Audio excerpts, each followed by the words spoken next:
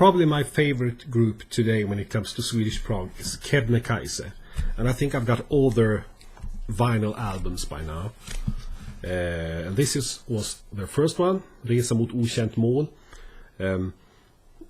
Before they had really found their style, before they started mixing in folk music. This is on Silence from 1971, and it's a great album, great album, even if the ones that would follow is even better. And this is true classic, Kebnekaise, or Kebnekaise 2 as it sometimes is called, because it's their second album on Silence from 1973. This is where they start to mix in the folk music and the fiddles and well, stuff like that I'm quite fond of, with the electric guitars. This is not that incredibly hard to get hold of, so if you see it, grab it. Kebnekaise 3 from 1975, more or less the same as 2, but different songs of course, but the same style, and very good. Okay, and next one, Ljus från Afrika. This is based a lot of the drumming of Hasamba and his input on the group. I wouldn't say that this is one of the better Kebnekaise albums. It has its charm, but I think the Kebnekaise were better when they were more focused on the Swedish folk music. It's not a bad album, but I rate it as somewhat lower as than the previous ones. Then we have an album that's more in the jazz prog style. It's Elefanten from 1977, I think, also on Silence. And after that one, the guitar player Kenny Håkansson left, and for the last album, the violin player Mats Glengård became more of the leader of the group, and they made this album, Vi rusar vidare, on Mercury from 1978. It's okay, but I mean, Kenny Håkansson is missed on this one. But when they had their great vinyl comeback in the late noughties in 2009, Kenny Håkansson was back, and they issued this album, and it's great. It's their best album in my view, from 2009. It's just called Kebnekaise. And then 2 years later, they made this follow-up, Idioten, and it's very good too, great. And a couple of months ago, they issued Adventure. It's also good. I think Idioten and Adventure aren't as good as their comeback album that was just called Kebnekaise, but it's still good. And these 3 last albums are issued on the Subliminal Sounds label. Okay, let's throw in the Norwegian. Sverre Kjelsberg, Efter mörkertia.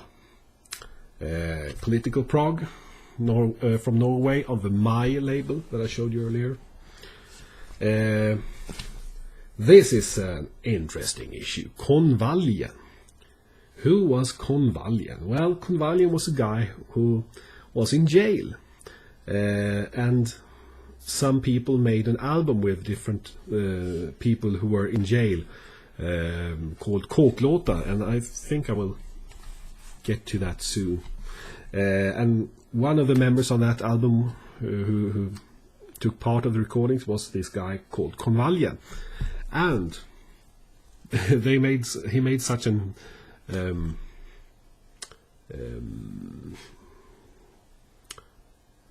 he was offered to make his solo album, and this is his solo album, Konvaljen.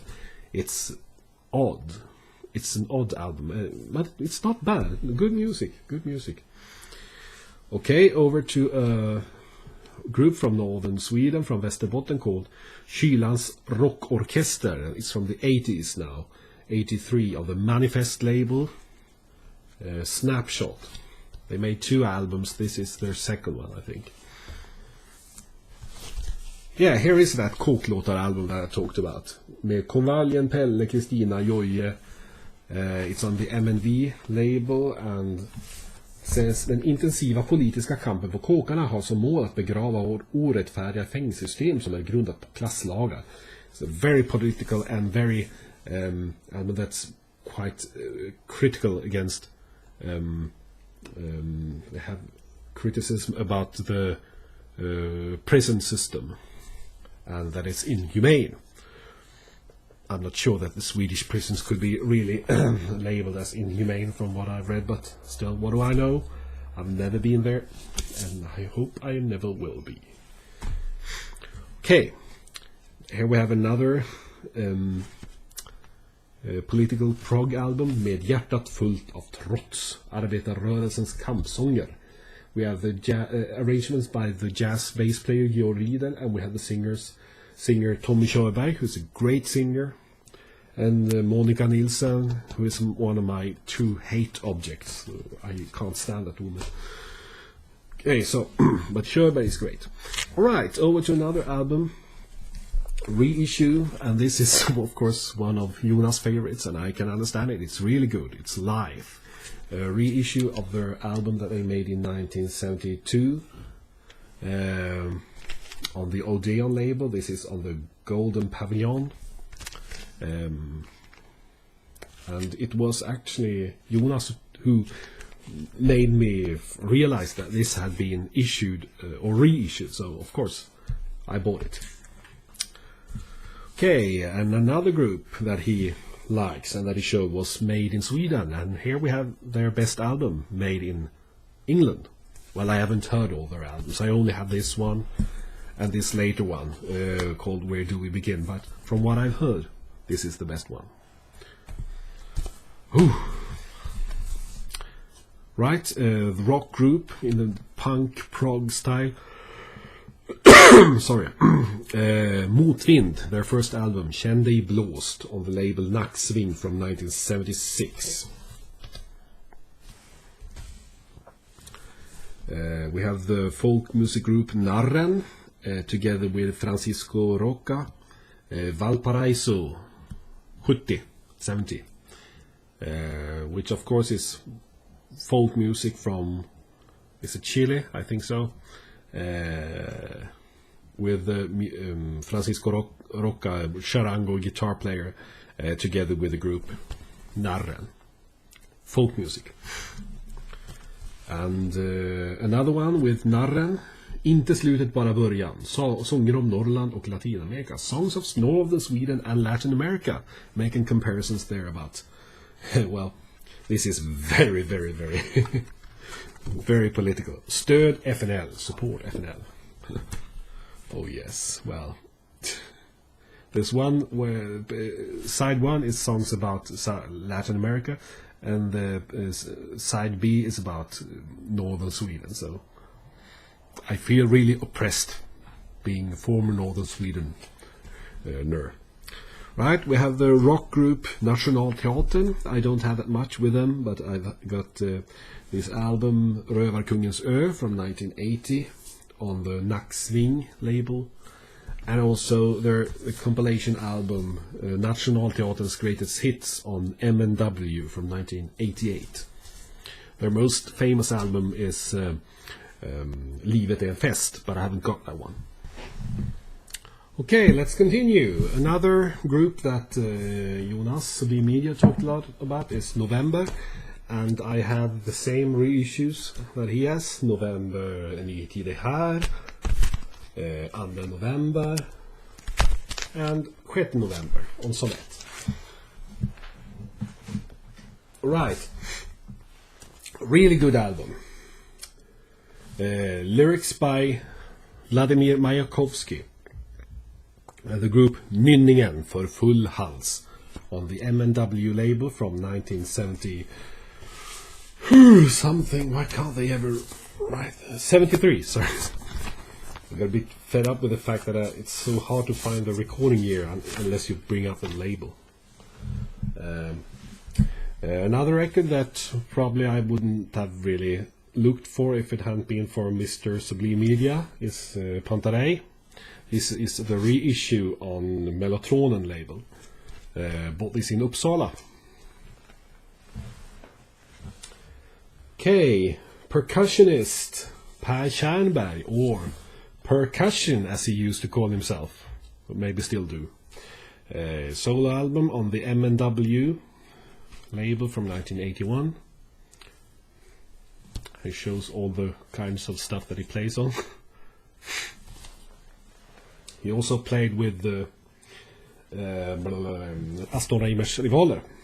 Okay, the son of the great entertainment legend Paul Ramel. I started to buy Mikael Ramel's albums, and these are the ones I found so far. His third album from 1977 on the YTF label. Rycker dig i svansen on Sonett. The group Splash, who I've talked a lot about and I will talk about later in these videos, accompanies him on this great album, Sonett from 1979. Then we have his group Har du lust with Mikael Ramel, Ström on Sonett from 1982.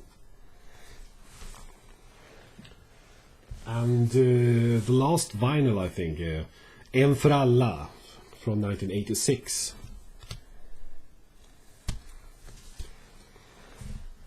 Okay, for those of you who are into Samla Manna, I can really recommend this group. Ramlösa Kvällar, or Nights Without Frames, as they've been called in English. It's an issue. We have the musicians Lars Holmér, Bill Örström, Costa Petrea. So folk music, fusion album on the Silence label from 1970 something.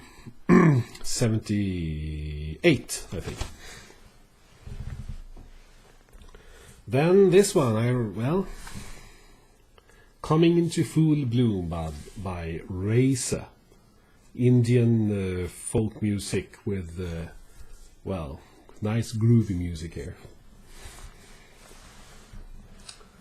And what's this? Well, this is another one of these reissues. Resan. Members of the group Life playing on this one. It's okay, I'm not sure. I didn't like it as much as the Life album.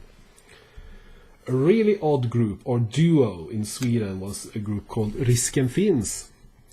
They were totally crazy. Lots of comedy, lots of weird humor.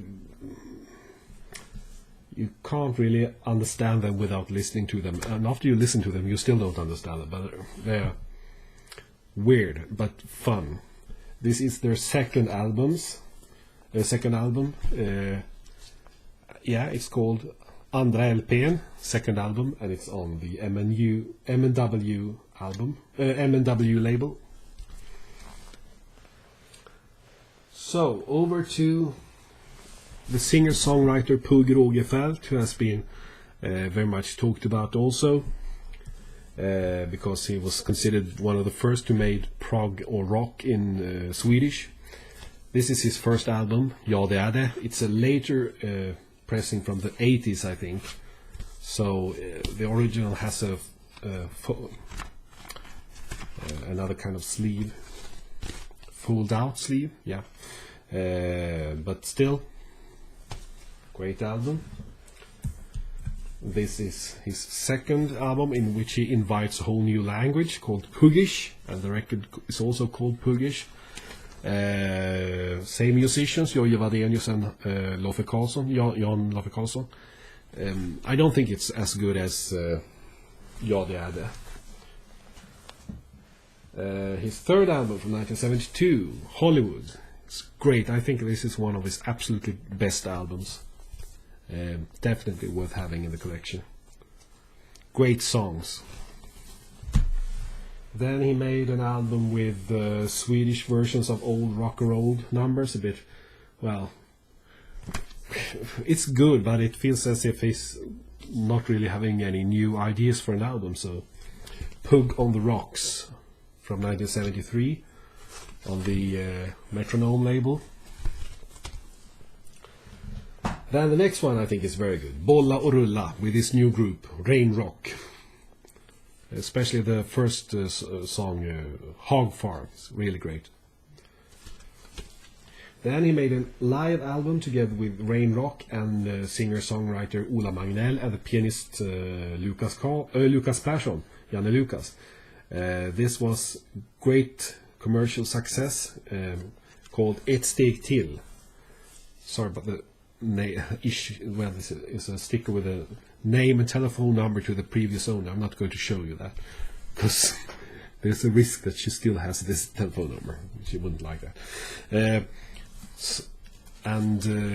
This was recorded in 1974. See, quite a nice issue here, and issued in 1975 on the Metronome label. And I think that was more or less the last of his really good albums. The next one, he went to United States to record in the Muscle Shoals Sounds studio in Sheffield, Alabama. The record is called Bama Lama. But I don't know, he wasn't really happy with the result, and the best songs on these albums were actually those who were recorded in Sweden, so not that impressive. And we have this album, Attityder, from 1978, and also not that incredibly interesting. It's very uneven, Pugh Rogefeldt. Then we have this album from 1983 called Face. It's a English songs in English. It's okay, but too much 80s sound for my taste. Then he had made this record from 1991, Människors hantverk. It's okay too, but not as good as he was in the early 70s, late 60s. Alright, over to a group that I have 2 albums with, but I wish I had more, and someday I will get more. And it's Samla Mammas Manna. I got these 2, Måltid and Klossackna Pitatet. Måltid is the better one, but my copy is rather warm, but it's still playable. But Klossackna Pitatet is also good, so with Lars Holmer and Lasse Krantz on bass, Costa Petria on guitar, Hasse Brunius on drums. Really great group, and I'm sure many of you already know that. Then it's time for Janne Schaffer, the great guitar god.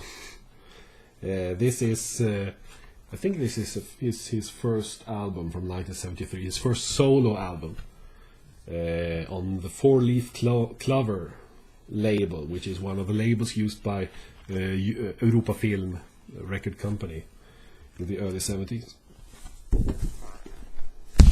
Oops, sorry. And this is another one from 1976 on CBS. Catharsis, really good, really good. But Janne Schaffer is never bad. He has a good sense of quality. Oh, they're in the wrong order here. We got Janne Schaffer's andra LP, second LP on the Europa Film label, from 1974.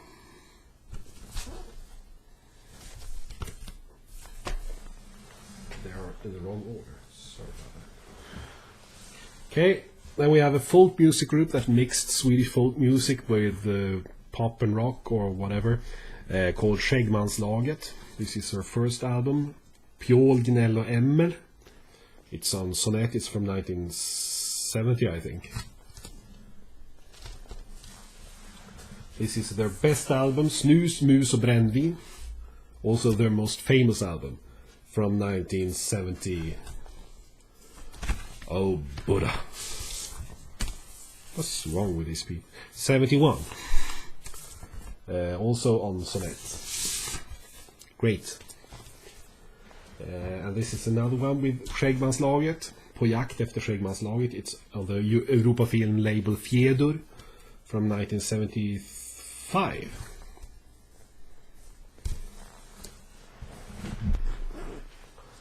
Okay, over to another group that I like a lot, and I've been able to find their two best albums. It's the group Solar Plexus.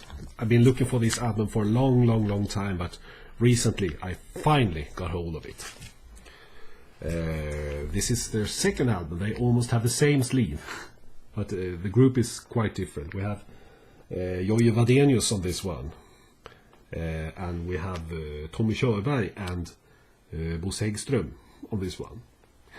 Otherwise it's Monica Dominic, Carl Axel Dominic, and the drummer Tommy Slim Borjud. Both these were issued on the Odeon label. Okay, another group, Solen skiner, strålande tider, from 1977, with lead singer Christer Narendorf, who also made a solo album. Oh yeah, I've talked about this group a lot in the vinyl community, so I'm not going to talk that much. Splash and Splash 2, which is, or else strangely, Splash is their second album and Splash 2 is their third album. They were both quite expensive to get a hold of, but I think it was worth it. Some more Norwegian. It's a group called Strängegängen. Tråtell on the My label. Almost, I think all my Norwegian prog albums are on the My label. Great singer-songwriter that I talked about earlier in this video series, Ted Ström, who also was the singer and songwriter in the group Norrbottensjärn for some time. Knut Theodor Ström, it's his first album before he called himself Ted Ström. It's on the Grammofonverket label, which is another one of the Europa Film record company labels, from 1973. Yeah. This is after he left Norrbottensjärn. It's on the Manifest label, Kärva lägen, from 1977. And here's a later album with him from the 80s, from 1987, I think. När natten vänder on the Frituna label.